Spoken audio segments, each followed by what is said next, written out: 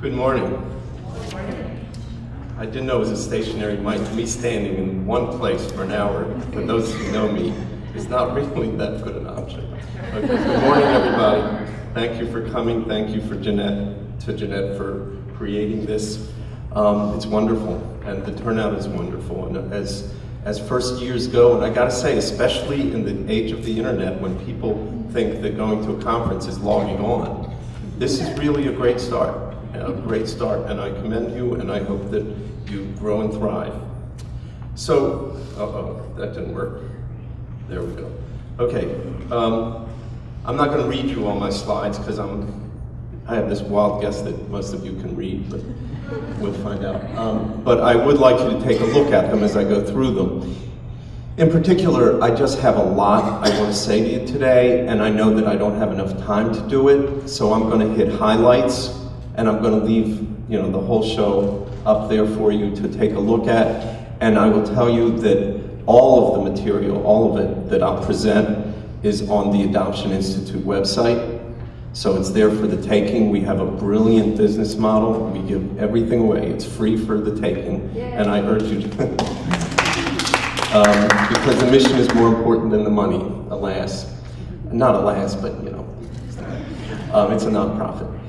So I do urge you to take a look at the Adoption Institute website, which is there, adoptioninstitute.org. We will sign you up by virtue of being here today. If anybody doesn't want it, let me know. But we put it. I was a journalist for 25 years, for those of you who don't know it, and it turns out I was practicing to put out a newsletter. So we put out a monthly newsletter that's really, really good. Those of you who get it, I think I see heads bobbing up and down. So we will sign you up for the newsletter. I had a sign-up sheet, but you're signed up for the conference. If you don't want it, don't want it, but you'll like it. If you're here, you will like the newsletter, and it'll keep you up on adoption policy, practice, news, and it's pretty good. So I sometimes describe the Evan B. Donaldson Adoption Institute as the most important organization you've never heard of. Now, I can do that less and less nowadays because more and more people have heard of our work, and it is being used nationally in big, significant ways, and I won't go into all of that, but again, I urge you to take a look at the website. Actually, let me do this. Now I can't stand here. Is this thing coming up? No. Okay. All right. I'll explain the work of the Institute with a very short joke, with a point. So a mom, could be dad, takes her son, could be a daughter, non-gender specific joke. A mom takes her son to his first football game and afterwards says, "So what did you think?" And the kid says, "I loved it, it was great. I loved when they threw the ball around and they ran all over the field and they jumped on top of each other, it was so cool, but why all that fuss about 25 cents? And mom says, "What are you talking about?" Kid says, at the beginning they threw a coin up in there, and the whole time after that it's get the quarterback, get the quarterback. And the point is, and there's a point, that if no one ever explains the rules to you, if no one tells you who the players are, if no one tells you how it's supposed to work, you can't even understand what's happening in front of your very eyes. And that's what we did in the world of adoption for generations. For generations. And then we expect everybody to understand what we do. Tell me how that's supposed to work. Secrets and lies. So the work of the Adoption Institute, very, very distinctly, is to explain to people through research, through policy development, through education advocacy, what's happening in front of our very eyes. Because when we do that, we get to a much, much better place. So these are examples, what you see up here. Can you see that some of those things are in red? Okay. These are just examples of some of the work that we do and that we've done over time. The stuff that's in red are the projects, the initiatives, research that I'm going to touch on today in this keynote.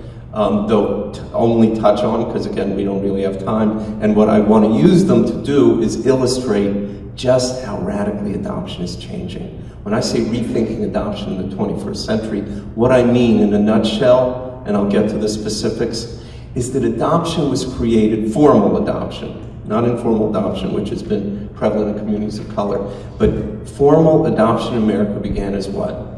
White, unwed mothers, right? giving birth to babies out of wedlock, and those white babies being adopted by white married couples. Adoption policy, practice, attitudes, understandings, the whole shebang is based on that. That was Adoption America, period. Is that Adoption America today? No. So when I say, is it time we have new realities, and again I'll go through the specifics, my assertion, my best thinking, my deep belief is that we do have to rethink adoption in the 21st century, because the basic structures on which we still build everything we do, with changes at the margins and tinkering here and reworking there, is still based on that model. And it's a model that doesn't exist. So we'll talk about that today. What I will do is touch on just the few research papers, initiatives that are in red today, just to illustrate what I'm talking about, what we can do about it, how we can make progress. And here's new projects that we're working on, and we're actually have some new ones even after I made this slide. It's very exciting. It's a very exciting time at the Institute. But I'm gonna, the top one I am gonna touch on, because if we're gonna rethink adoption in the 21st century, nothing is changing our world more rapidly or more conclusively and pervasively than the internet. And we are in the midst of, we're about to publish the first ever study on adoption on the internet, because we don't know very much. And we did it in response to real need, because agencies, parents, everybody, what's going on here, what do we do? And so when you start a research project, you do a lit review. You look at what knowledge there already is. And so we did, and there was nothing. So I'll touch on that, and that's going to be coming out in the next 3-4 weeks. And I have 2 new books out, actually.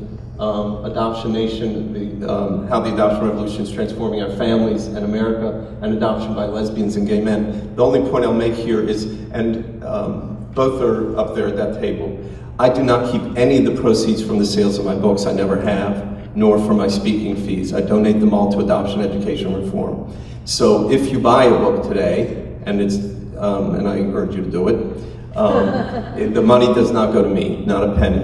It goes to for the right reasons, to the right causes. So I urge you to do it. I'm happy to sign a book if you decide you want one. So I start every presentation, almost no matter what I'm presenting about, with this. I keep it on my desktop and have for years, to remind me why we do what we do and its value and importance. Everybody remember Alex Haley? Yeah. And the whole country did what you did, from the book and the TV series. Everybody said, yeah, that's about all of us. And when he wrote this, there was no asterisk that said, except for adopted people.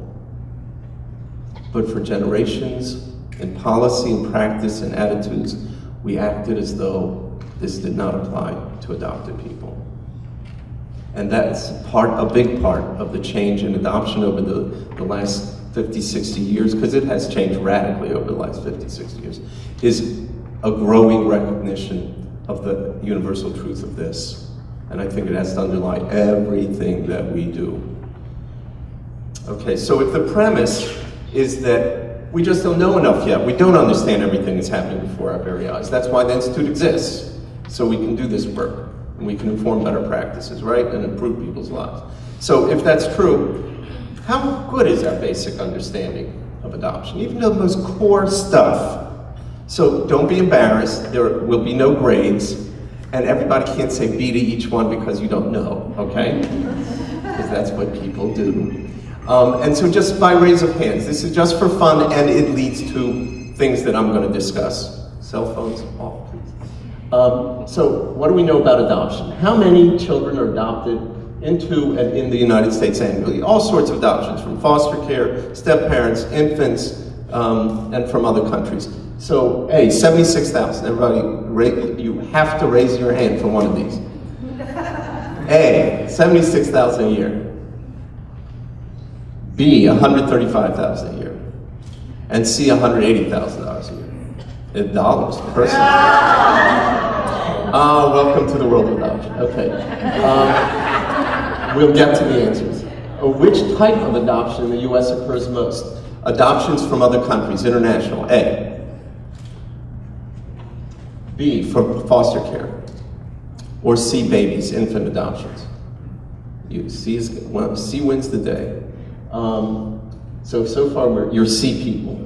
How many people in our country have adoption in their immediate family? What I mean by that, when we think about adoption, and if you go out into the broader real world, not that our world is real, if you go out into the real world, if you go out there and say, what's adoption? They say, well, parents adopt kids and then they have a family.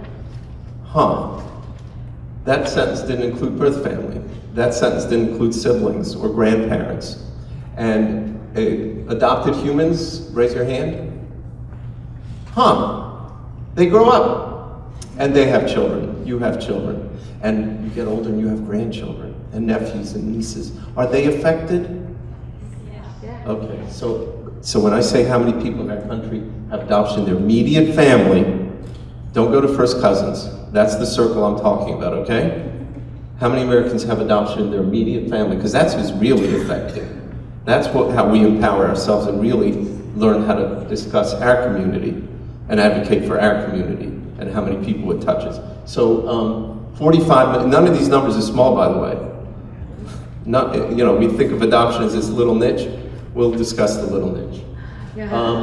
45 million people with adoption in their immediate family. B, 85 million. Or C, 100 million people. B and C. So a lot, huh? Okay. So we're going to go into, we'll give the answers. Here's the trend line for international adoptions. At its peak, it was about 22,000. It is plummeting. That's a subject for another conversation.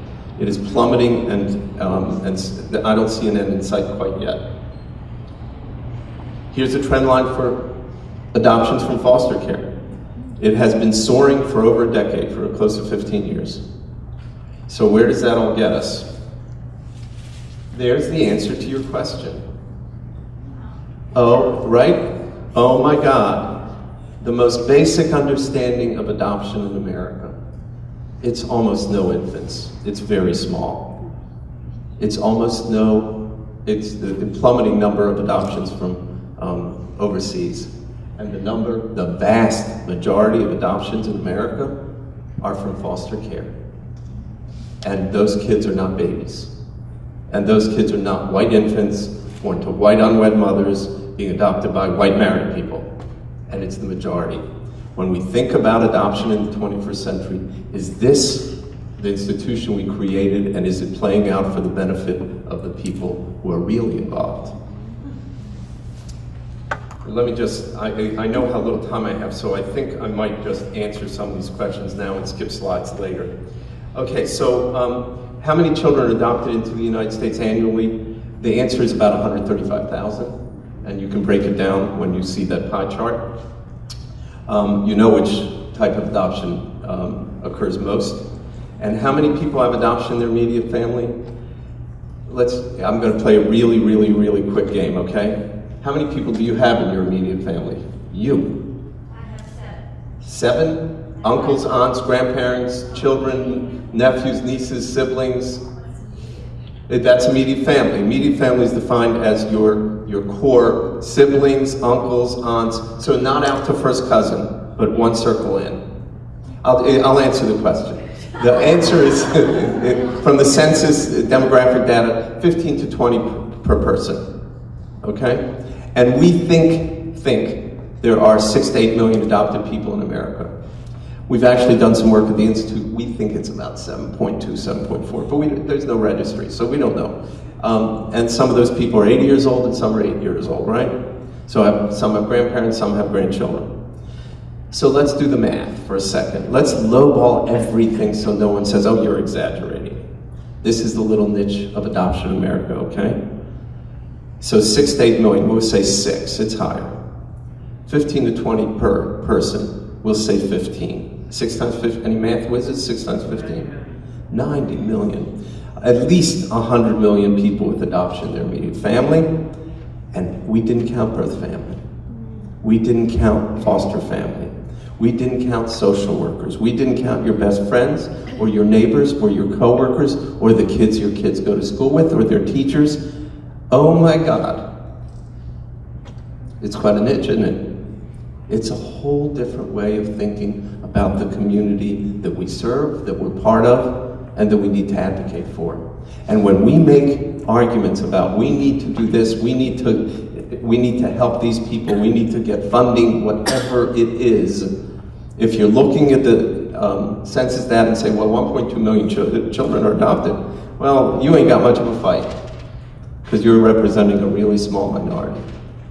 100 million people, maybe something else altogether. And if you think about the fact that most kids are adopted from foster care, oh my God, are those families ever impacted? I'm talking about the relatives, many rings out. And we don't think about that when we advocate for those children or for those families. Okay, where are we? So a really quick history of Adoption America. I'm not going to go. You all, I mean, you know the history. We started with the first thing that I said. There was stigma, shame. There still is way too much. And then it started to change. And most people say, well, with the birth control pill and abortion, but I think the far bigger factor, and I talk about this, trace the history in my book, a far bigger factor is we decided women are allowed to parent their own kids. And then everything started to change in the availability of those white infants. Turns out they wanted to do so. Go figure. And so everything started to change. And then world events filled the gap. No one at that time thought China's imposition of a one-child policy was an adoption event. Has it turned out that way? No one thought that the fall of the Berlin Wall, the dissolution of the Soviet Union, was an adoption event. It sure has changed our world. And then the paradigm during the Clinton administration in foster care started to change. So best interest of child were then defined as permanency, reunion or adoption, but not limbo. And so everything started to change. So what has changed? Nah, the American family hasn't changed. But anybody old enough to recognize that top photo? Father knows best from TV. And that, if you were in America during the 1950s and into the 60s, there was nothing depicted on television except white families. And they were all nuclear, and they all had white picket fences. Well, whatever we can, and for all we know that both those kids were adopted and no one ever told them. Because that's what we did. And now we have Modern Family, and we have a black president who's reelected, and we have all sorts of interesting family constellations that we fit into. So where are we? Fewer than 1% of single women voluntarily place their children now, and that is across the color spectrum, race, ethnicity spectrum, and I won't go through all. Things are in many, many ways getting better. I know I sound Pollyannish about that sometimes, and people call me on it, but the era, if we don't believe that they're getting better, we should go do something else. If we don't believe we can change, no pessimist ever changed anything for the better. It doesn't work that way. I think the improvements are big, they're important, they're significant, they're historic, but now we have to rethink them and say, have we done, well, we certainly haven't done enough, but what do we need to do to jumpstart it and get to a completely different level in this new world in the 21st century? And I think I'll just touch on that last point. I think for all the progress we've made, and I think we clearly have, this notion of adoption as just child placement is not good for adoption. It means that we think that once the parents adopt the kid, then everything's fine, and we move on, and it's like every other family, and everything's fine. Well, everything may be fine, but it's not like every other family, and that's okay. And that's okay, but what it means when we think of it as child placement is we don't think about the other people who are involved, the other people who are affected. And that's important, not just retroactively, because we leave people behind and don't understand their issues or help them, but it also is important prospectively, because if most of the kids adopted are from foster care, we better not forget about those families. I'll talk more about that. Because it doesn't end at adoption. Our job doesn't end at the point of adoption. And very significantly, today, going from that world in which the world I described, white kids, white parents, etc. Today's adoptive parents are gay, straight, single, married, cohabitating, young, old, you name it. And the children are not all the same people. The kids being adopted today are older, they have special needs, they're in sibling groups, they're of color. So even if you go back, and I'm going to steal a little bit because I want to be careful of my time. I'm going to get to a punchline here that I shouldn't get to for about 6-8 slides. But here is the fundamental change that requires, I think, our rethinking of adoption in the 21st century. What is the hallmark? What is the reason that children are in foster care? They're abused or neglected. The children who come to us from other countries, for the most part today, it has changed. Today, from other countries, are institutionalized and they're older. Do the math. 68 plus 15 is 83% of the children adopted today were abused, neglected, or institutionalized. And by the way, go into that 17% of infants, and they ain't, white babies born to the formula I spelled out before. So it is a very different world. And we are still living it as though it were something else. Okay, so that's the rethinking encapsulated. Now I'll keep going. And if I don't get through all of this, by the way, I'm delighted to share this PowerPoint. Just send me an email and I'll send you the PowerPoint, okay? And all the individual pieces of it are on the website. Yeah. We're still living it as if it were a body. What I said before, we still have a construct that started with white children born to white unwed mothers, raised by white married people. And if you look at the laws, policies, and in particular, go out into the world, the understandings of people about what is adoption. The majority of people in this room said infant adoption is the majority. That's what we understand. And we behave based on our understanding.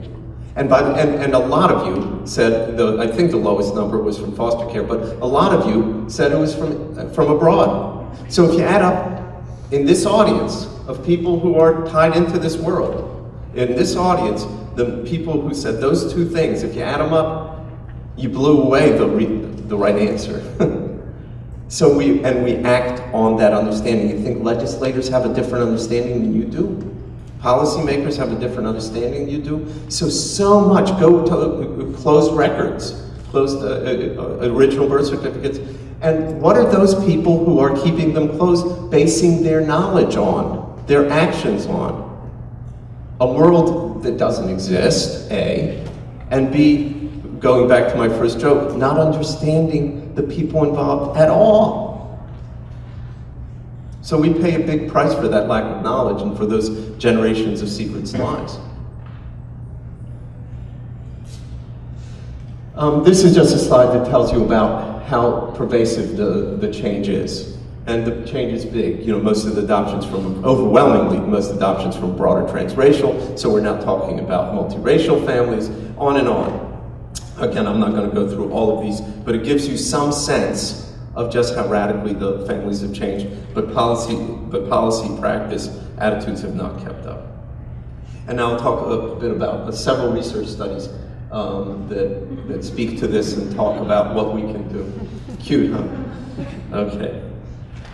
So the first is untangling the web, and I'm going to elaborate on all of these, by the way, during my 2-hour workshop. So anybody who's coming to those will hear, it will be right here. And so anybody who wants to hear more, I'm just, again, going to skim the surface of these, but all of these are available, except for untangling the web, it'll be available in a few weeks. All of these are available on our website. So what are the principal findings? Traditional ethical practice, however one defines it, is at risk. The financial model is at risk. I'll talk a little about, I'll preview it if I have to skip a slide. How do you, you're the ethical agency, okay? And you're placing infants. And you want to do it right, you're training the people, everyone involved, you're giving counseling to everyone involved, you're being transparent about your fees, you're telling them what the realities are. You may have to wait 2-3 years if you want an infant, and it's probably not going to be a white infant, or maybe it will be, and you're laying out the realities of what's going to happen. And then that couple who's looking to adopt, I'm stereotyping here, but it's real, that goes online and sees you can adopt a healthy white infant in 4 to 8 months. That agency has an economic problem. And I want to know how those people on the internet can promise you a baby in 4 to 8 months. What are they doing? What's the regulation? Who's monitoring it?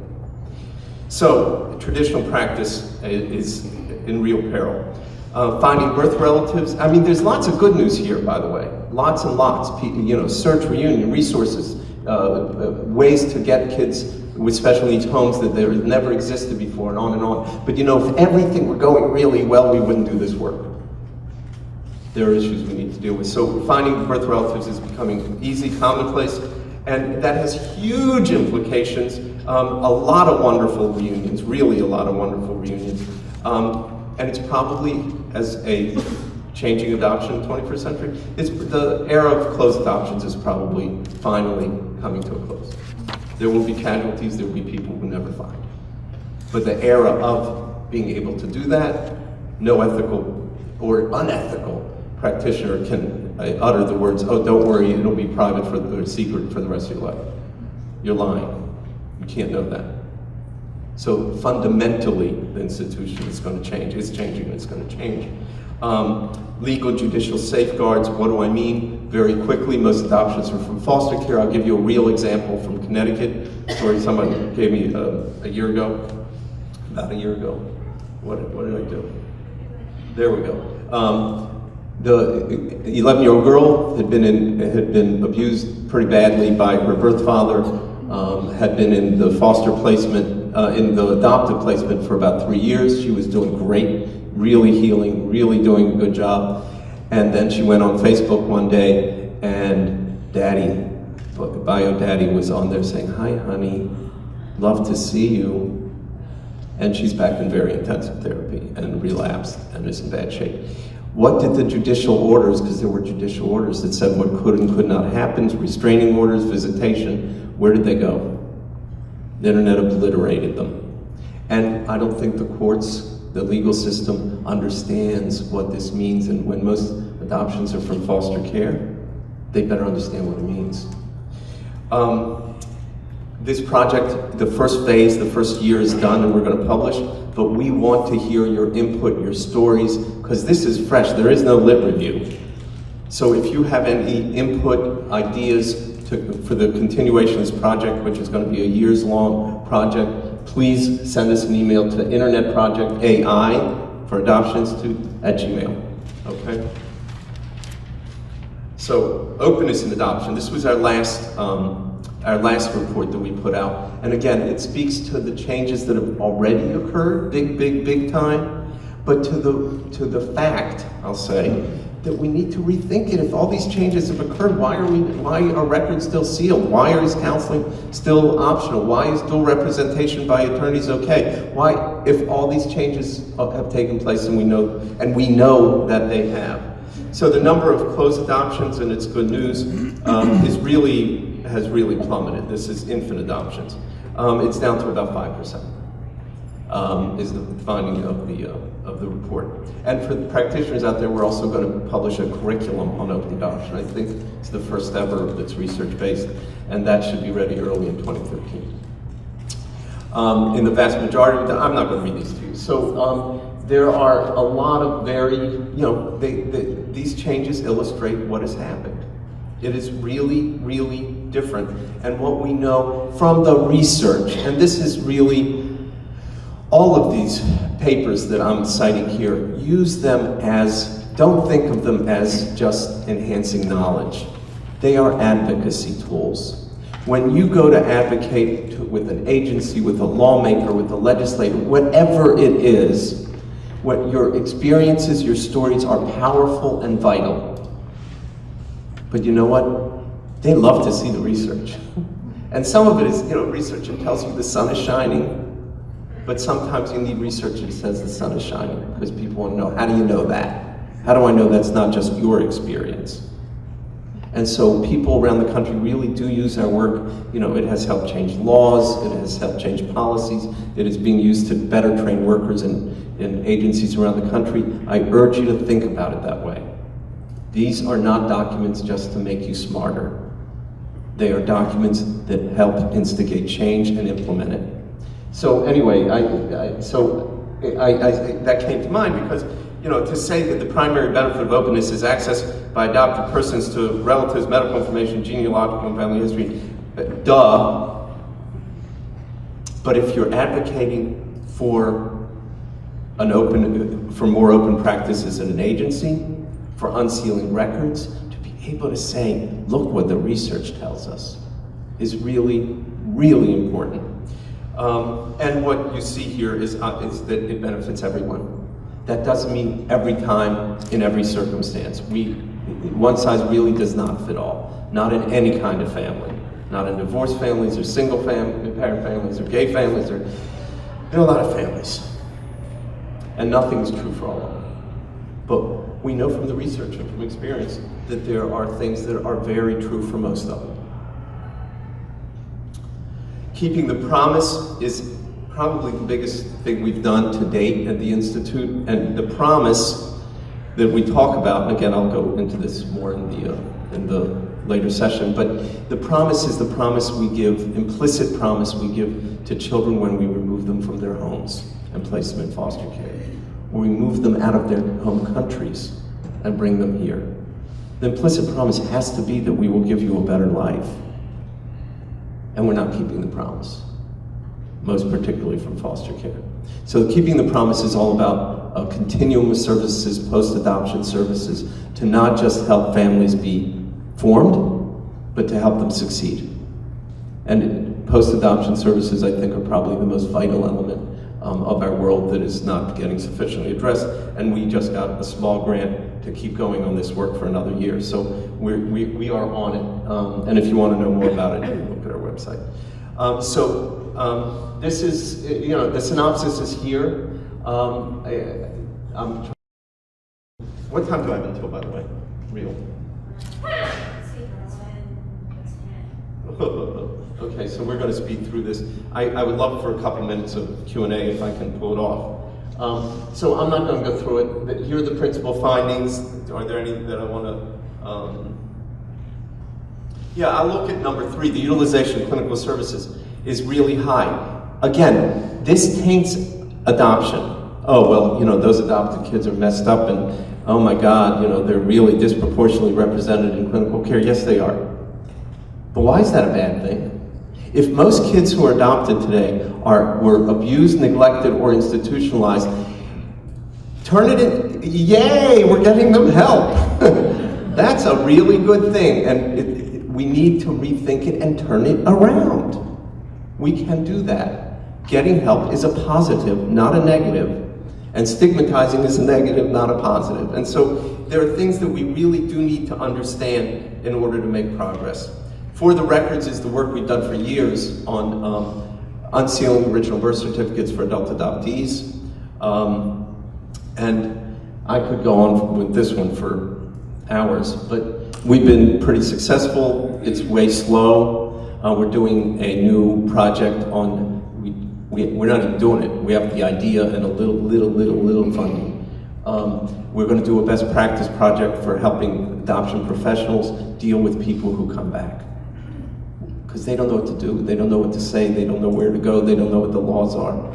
And so we hope that while we're doing the work on records for the long term, changing state laws, we can also help people tomorrow when they go back to their agencies. And I don't mean just adult adoptees. Birth parents go back. Adoptive parents go back, and the agencies don't know what to do with any of it. So we're working on it. To me, the biggest fundamental argument for unsealing original birth certificates is that you only retain a law if there's a reason for it. And the reason they believe it should be retained, they proponents, is because obviously something bad will happen if we change it. Otherwise we change it. You know, birth mothers' lives will be ruined, adoptees will become stalkers, you know, all that good stuff. Well, it's not a science experiment. You don't have to make this up. And this is what I say in testimony when I go to states.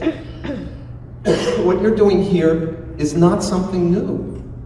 There are states that have done what you're contemplating doing, and you know what happens? Absolutely nothing. Nothing bad. And people reunite, people feel whole, people have the pieces of their puzzles put together, people can deal with their grief. Nothing happens. And yet we retain the laws. This, both as a symbol and as a practical, real thing to help people, has to be a fundamental part of the rethinking in the 21st century. Safeguarding the rights and well-being of first parents. Everybody talks about that. That's what we want. We want to help these women. Well, no one else has done the work. So we've done one report on best practices to help first parents, and we have just started a second. And that's enough to say. I want to look at this one piece that's in red here, an asterisk, because it is to me, the singular, most powerful argument for rethinking, reshaping, redoing. The single most powerful, because the reason that legislators, policymakers, some organizations, some social workers, the reason they say we need to keep records closed and all the stuff that flows out of that, the attitudes, understandings, implications that flow out of that, we want to protect those women. I've been in the States, I've been in lots of states, and that's the argument. No matter, I can be as persuasive as all get out, and everybody around me is persuasive as all get out, and then one person says, but we don't want to undermine the privacy these women were promised and ruin their lives. And the whole thing falls apart. One argument. And you know what? It's not true. And now, this is research that shows the sun is shining. How many women here have given birth to a child? And you could just give that child up and forget about it, right? That would not be an issue. We treat it as though that any human being could do that. As though any human being could part with their child and move on as though nothing happened. It's unconscionable. It's impossible. And it is the basis of that unconscionable, impossible piece, is the basis of law and policy and understanding. And so now we have research that shows that the sun is shining. The single factor that helps women not move on, not resolve, but deal with their grief, their loss, their shame, the single factor is the opposite of what they say. It's knowing that your kid is okay. The single biggest factor. So it turns the argument on its head. So research is valuable if we use it well. And I hope that it helps change reality in the 21st century. Related findings. That first one is, the biggie. Seeing if there's anything else I need to talk about. I'll just repeat the last one because I think it's so critical, and it comes out of our work Beyond Culture Camp, which is on positive identity formation in adoption. It's a great piece of work I will talk about in my workshop. If you put these things together as one puzzle, what we learn about birth parents, what we learn about search, what we learn about identity formation, and you put it together, what you get is the information about your origins. This is Alice Haley's stuff. Is not just about curiosity, but about gaining the raw materials needed to fill in missing pieces of your life and derive an integrated sense of self. It's not a small thing, it's not just your curiosity. It's very real and it's very big. I'll just show that to you for a moment. Random thoughts and observations. You know, that first one always strikes me because, you know, in order to think that something bad is going to happen to the lives of people when original birth certificates are released, you got to think that the adopted person is a pretty bad person, because they're going to do something evil with it. Well, there's no adopted people in the audience? Okay, so you are evil, so I forget it. I mean, it's so insulting at its core, that it's hard to even want it to make an argument, because it's just, but it's also in practice and in research, again, it's just not true. And so the outcomes don't happen because they don't understand what's happening before their very eyes, the people who shape these laws and practices. So rethinking adoption, what does it all mean? First, for perspective, please, because we sometimes live in a little bit of a bubble. Do remember that adoptive families are the only ones with complex issues. Okay? Not. It's really important that we understand the issues. It's really important that everybody be respected, be included, all this stuff. But we can lose sight and think that, oh my God, look at our world. Okay, so the pie chart, this was where I usually get to the pie chart and add up the 68 and 15 and get to 83%, and just to demonstrate just how radically our world has really changed and the need to rethink. So best practice, I think, has to be about success. If all we're going to do is place kids for adoption, I can show you that chart from foster care again, and we can say, we did it, we know how to do it, we're done, we can move on because we know what we're doing. And it's not true. The mantra in the foster care world, forever, and outside of it, has been that every child deserves to be in a safe, loving, permanent family, right? When kids are abused and neglected, sometimes badly, some of the families in which they're adopted are safe, loving, permanent, and hell on wheels every day. So have we done our jobs in the 21st century? That's who the kids are. And if we think that child placement is the end-all measure, I don't think so. I think we have to redefine it as family success. It's a whole other part of a conversation, and I'm happy to have it. Everybody's rights need to be considered in the 21st century. Would have been nice in the 20th. I'm not being Pollyanna here. And what do we need to do? We need to educate parents. We need to educate mental health professionals because they don't get training in the issues in which they're working. We need to educate teachers and journalists. It's not a lot to do, don't worry. And we have to do all of this. Conferences, all of the above. But first, we have to know what's happening before our very eyes. Because if we do not, we cannot make the progress that we have made in the past.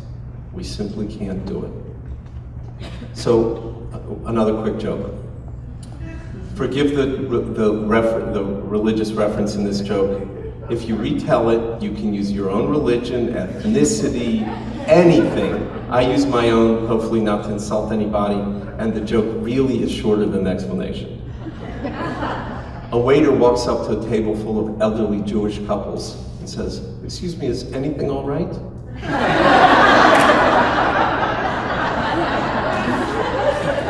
And that's how we feel sometimes, isn't it? And that's how we feel sometimes. But the truth is that what we have done over a couple of generations is, in the adoption world, is extraordinary. The subtitle of my book is How the Adoption Revolution is Transforming Our Families and America. That transformation is huge. We have changed our culture, we have changed our understanding. For whatever we have to do, the progress we have made is measurable, discernible. There weren't adoption conferences where people raised their hands if you asked them if they were first mothers. They didn't exist. Adopted people weren't holding conferences in salons. They didn't exist. Adoptive parents were not telling their children they were adopted. So look what we did. Look how far we came. And if we could do all of that, last one's in red, we can do this. Thank you all very much.